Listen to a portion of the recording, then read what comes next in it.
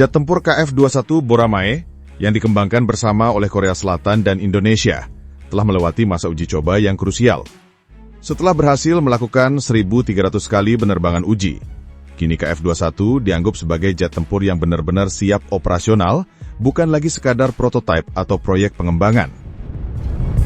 Para penggemar aviasi, militer, dan semua yang suka wangi bahan bakar jet, ayo merapat. Kita bakal ngomongin si jagoan baru dari Korea yang bukan cuma ganteng di radar, tapi juga galak di udara, si Boramae alias KF-21. Bayangkan kita sedang ngobrol santai di alun-alun kota. Rame orang lewat, ada pedagang kaki lima jualan cilok, anak-anak main sepeda, dan kita duduk di bangku taman sambil ngomongin jet tempur. Iya beneran, jet tempur. Tapi bukan jet sembarangan. Ini soal si jagoan baru dari Korea Selatan, KF-21 Boramae. Nah, sobat, KF-21 ini tuh ibarat anak SMA yang dulunya dibilang bandel dan gak akan lulus UN. Ternyata sekarang bukan cuma lulus, tapi udah siap masuk akademi militer. Kenapa? Karena jet ini baru aja melewati masa-masa kritis pengembangannya. Kita ngomongin prototipe ke-6-nya nih, yang baru aja lulus ujian terbangnya. Dan bukan sekedar jalan-jalan di langit loh, tapi beneran uji tembak, uji stabilitas saat nembak sambil terbang, dan yang paling penting, uji sistem kendali elektronik canggihnya. Jadi gini, KF-21 itu dikembangkan dari tahun 2015, dan sekarang udah masuk tahap akhir buat deployment alias pengerahan ke medan tempur sungguhan. Dulu awalnya digadang-gadang bakal jadi jet tempur generasi kelima yang siluman banget. Tapi, ya namanya bikin pesawat siluman itu nggak murah. Akhirnya ada penyesuaian. Dia sekarang diklasifikasikan sebagai generasi 4,5. Tapi jangan salah, meski bukan siluman full kayak F-35, dia tetap pakai teknologi canggih dan punya gaya tempur yang oke banget. Ibaratnya, belum ninja full, tapi udah bisa ngilang di radar tetangga. Yang bikin makin menarik, setiap prototipe KF-21 punya jurusan sendiri-sendiri. Ada yang fokus ke sistem radar, ada ke uji manuver ekstrim, dan si prototipe ke-6 ini nih, jurusannya jurusan baku hantam elektronik. Fokusnya apa? Uji sistem peperangan elektronik dan kemampuan stabil saat nembak meriam dalam kondisi ekstrim. Canggih banget kan? Total sudah ada lebih dari 1.300 sorti alias penerbangan uji yang dilalui. Itu udah 70% dari seluruh target penerbangan untuk tahap awal alias blok 1. Bayangin aja, itu kayak ujian kelulusan SMA yang soalnya 1.000 lebih. Mereka bahkan udah ngetes rudal udara ke udara kayak Meteor dan AIM 2000, plus terbang supersonik bawa tangki bahan bakar eksternal. Wah, itu mah udah siap perang kelas dunia. Produksi massalnya dijadwalkan mulai 2026, dan gelombang pertama, 20 jet bakal dikirim antara 2026 sampai 2027. Target total sekitar 120 jet sampai awal 2030-an. Dan jet ini nantinya bakal gantiin si F-4 Phantom dan F-5 Tiger, dua jet tempur veteran Amerika yang udah waktunya pensiun. Sekarang, mari kita bahas speknya sedikit. KF-21 ini punya panjang 17 meter, lebar sayap 11 meter, dan bisa bawa bahan bakar sampai 6.000 kg. Mesinnya 2, tipe F414, hasil kolaborasi antara Hanwha Systems dan General Electric yang bisa hasilkan, siap-siap, 110.000 tenaga kuda. Gak heran kalau ketepatan maksimumnya Mach 1,8, itu kira-kira 2.200 km per jam. Dan bukan cuma buat dipakai sendiri.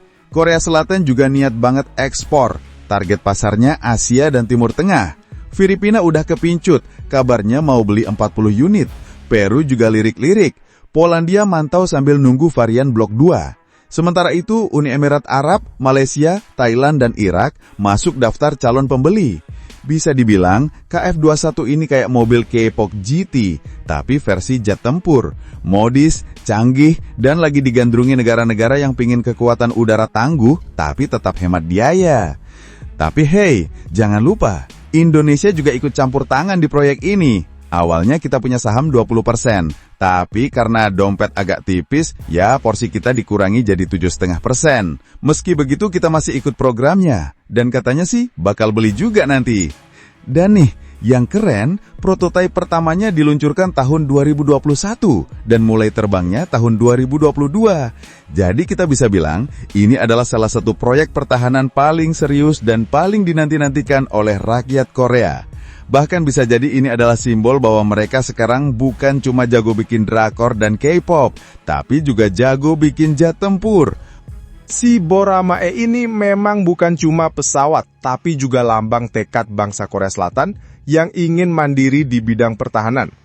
Dulu, mereka banyak mengandalkan alutsista buatan luar negeri, tapi sekarang mereka mulai berdiri sendiri. Dan bukan cuma berdiri, tapi juga ngebut. Proyek KF-21 ini jadi semacam showcase nasional mereka. Gimana enggak? Anggarannya besar, teknologinya tinggi, melibatkan banyak tenaga ahli lokal dan bahkan sudah menggait kerjasama internasional. Kalau proyek ini sukses besar, bukan cuma KAI yang panen, tapi seluruh industri pertahanan Korea bisa naik kelas. Mereka bisa jadi pengekspor besar-besaran di kawasan Asia, bahkan bersaing langsung dengan para raksasa Eropa dan Amerika. Nah, ngomong-ngomong soal ekspor, Korea Selatan ini pinter banget main strategi. Mereka tahu kalau negara-negara berkembang itu banyak yang butuh jet tempur canggih, tapi nggak punya budget buat beli F-35 atau Rafale.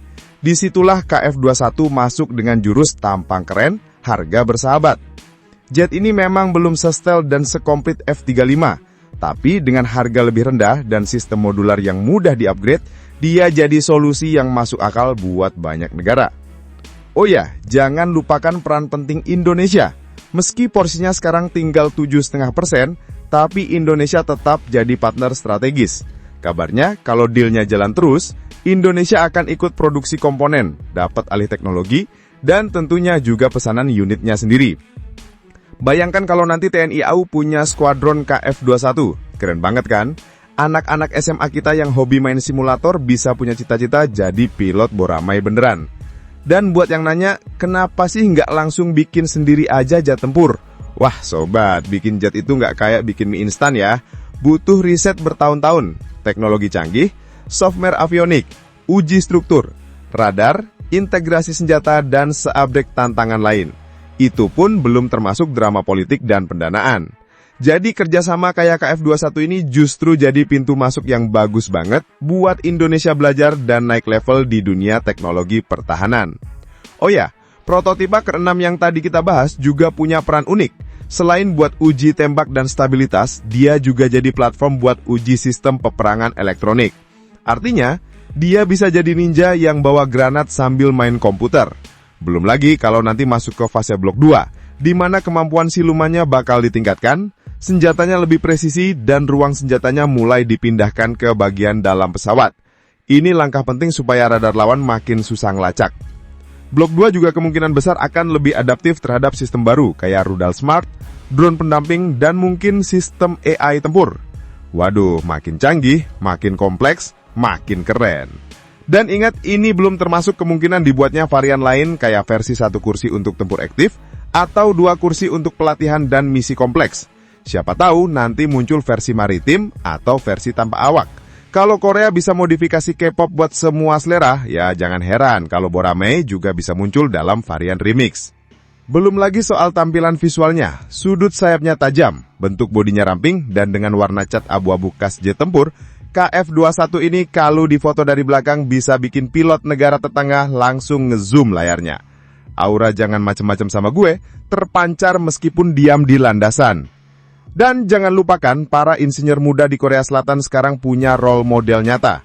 Bukan cuma idola boyband, tapi juga idola bernama insinyur pesawat tempur.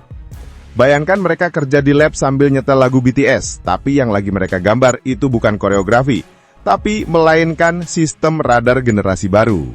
Thanks banget buat yang udah nonton sampai habis. Kalau suka, ya di like aja. Kalau merasa cocok, langsung subscribe. Dan kalau jempol udah gatal pengen ngetik, antem aja tuh kolom komentar.